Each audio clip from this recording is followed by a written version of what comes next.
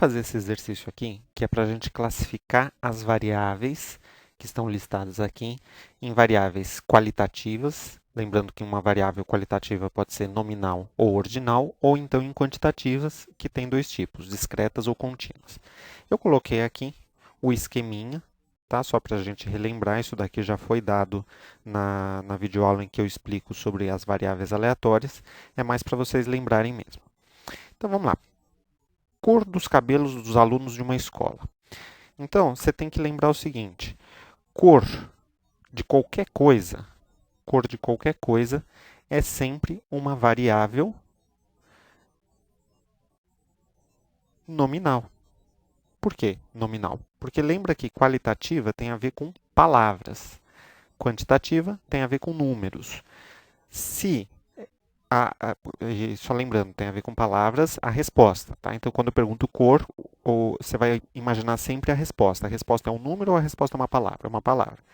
Só que cabelo loiro não é melhor que o castanho, que não é melhor que o cabelo preto, quer dizer, não tem uma ordem. Então, é uma variável nominal. Número de filhos de casais residentes em uma determinada rua. Então, número de filhos, número, quantitativa. E número de filhos a gente não consegue contar com os dedos.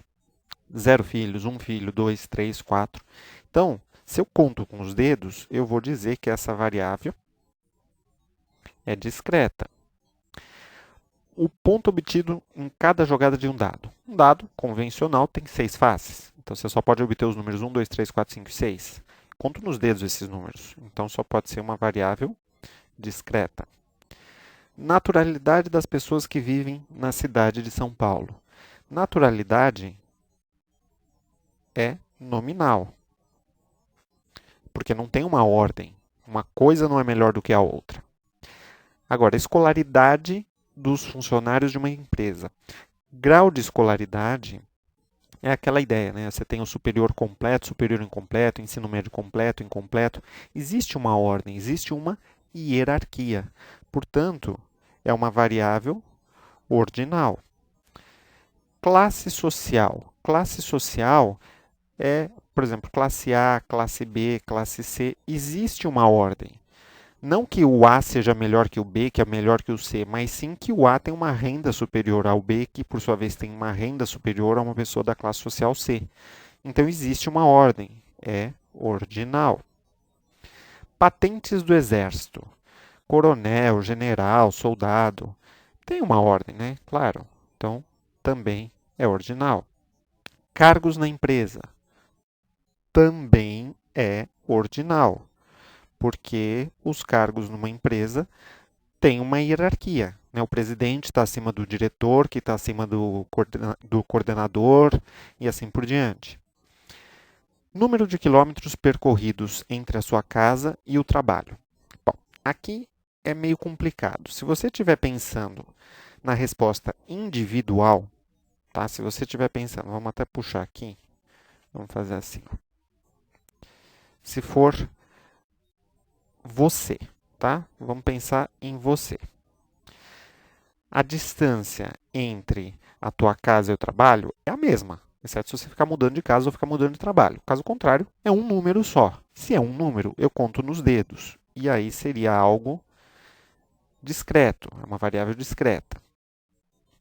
Mas se você estiver pensando em várias pessoas, vamos supor que você você vai na rua, você vai fazer uma entrevista com 200 pessoas e vai perguntar qual que é a distância.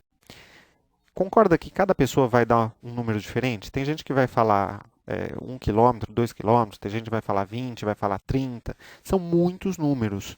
Então a ideia seria você trabalhar com intervalos. Né? Qual que é a distância entre a sua casa e o trabalho? De 0 a 5 quilômetros, de 5 a 10, de 10 a 20, de 20 a 30, de 30 a 100. Então, a partir do momento que você vai trabalhar com intervalos, essa variável passa a ser contínua. Isso mostra que nem sempre uma variável, obrigatoriamente, ela vai ser discreta, obrigatoriamente ela vai ser contínua.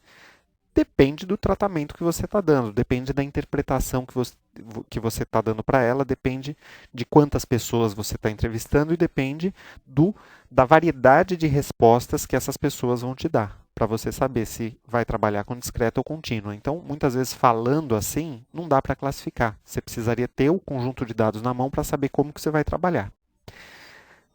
O tempo em segundos que cada trabalhador de uma indústria leva para montar determinado equipamento, de modo geral, é algo variável. É lógico, né? Como eu falei, também é relativo, mas se você pensar, olha, um equipamento é montado por um trabalhador em 90 segundos, o outro leva em 92, o outro leva 103, o outro leva 87. São muitos números, então o ideal é que você classifique esse tempo em intervalos. Então, o trabalhador leva de 90 a 100 segundos, de 100 a 200, 200 a 300, coisas desse tipo. E aí, essa variável, naturalmente, ela passa a ser contínua.